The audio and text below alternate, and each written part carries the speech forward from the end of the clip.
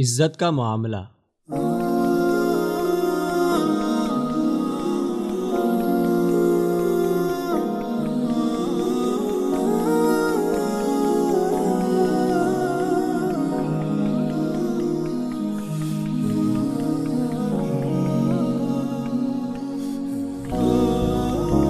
یہ اسلام آباد کی عدالت ہے۔ اسلام کے نام پر بنے پاکستان میں انصاف دلانے والے ادارے کا کمرہ ہے، جہاں ایک 10 سالہ گھریلو ملازمہ کو بدترین تشدد کا نشانہ بنانے والے سابقہ جج کو بحیثیت ملزم پیش کیا جا رہا ہے۔ راجہ خرم علی نامی سابق ایڈیشنل جج اور اس کی اہلیہ کو طیبہ تشدد کیس میں عدالت لایا جانے لگا تو کالے کوٹ میں ملبوس وکلاء کی ایک کثیر تعداد موجود تھی، جو راجہ خرم علی اور ان کی اہلیہ کو فل پروٹوکول دیتے ہوئے کمرہ عدالت کی جانب بڑھ رہے تھے۔ اس مقدمے کی سماعت کرنے والے جج راجہ آصف محمود جب کمرہ عدالت میں پہنچے تو کمرہ پہلے ہی سے وکلاء سے کھچا کھچ بھرا ہوا تھا۔ کمرہ عدالت میں صرف 2 ہی پولیس اہلکار تھے، جن میں سے ایک کمرہ عدالت میں موجود رہنے والا سیکیورٹی گارڈ اور دوسرا تفتیشی آفیسر تھا۔ کمرہ عدالت میں میڈیا نمائندگان کے لیے بھی جگہ نہ تھی۔ ملزم کے ساتھ آئے ہوئے وکلاء کی بھرمار نے کمرہ عدالت میں جگہ اس قدر تنگ کر دی تھی کہ میڈیا سے تعلق رکھنے والے 2-3 افراد ہی سما سکے،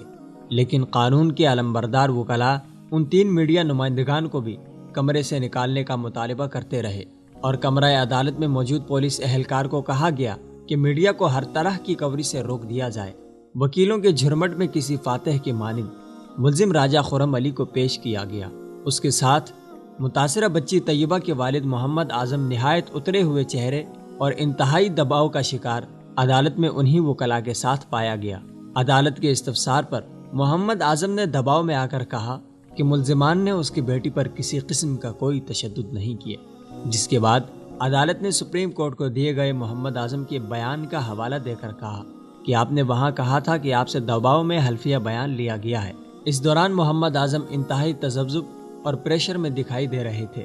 اور ان کے مقدمے کا وکیل راجہ ظہور نامی شخص تھا، جو ملزم راجہ خرم علی کا رشتہ دار ہے۔ مقدمے کی سماعت کے اختتام تک وکلاء کی جانب سے محمد اعظم کو انتہائی دباؤ میں رکھا گیا، اور متاثرہ لڑکی طیبہ کے والد محمد اعظم عدالتی سوالات کے جوابات میں صرف سر ہلا کر نفی یا تائید کرتے رہے۔ عدالت میں موجود افراد بآسانی سمجھ سکتے تھے کہ محمد اعظم پر سخت دباؤ ہے، اور لوگ یہ سمجھنے سے قاصر تھے کہ ملزم اور مدعی میں کیا فرق ہے، کیونکہ دونوں جانب کے وکلاء راجہ خرم علی کو سپورٹ کر رہے تھے۔ اور بالآخر محمد اعظم نے عدالت میں یہ کہہ دیا کہ ملزمان نے اس کی بیٹی پر تشدد کیا ہی نہیں، اور اگر ان ملزمان نے تشدد کیا بھی ہو تب بھی وہ اللہ کے واسطے انہیں معاف کرتا ہے۔ سابق ایڈیشنل سیشن جج ملزم خرم علی اور ان کی اہلیہ کو معاف کرنے سے متعلق 3 بیان حلفی جمع کروائے گئے، جن میں سے ایک طیبہ کے والد کی طرف سے، جبکہ دوسرا طیبہ کی دادی، اور تیسرا بیان حلفی طیبہ کی پھوپھی کی طرف سے دیا گیا۔ عدالت کا کہنا تھا کہ انہیں صرف طیبہ کے والد کا ہی حلفی بیان چاہیے، لیکن وکلاء کا کہنا تھا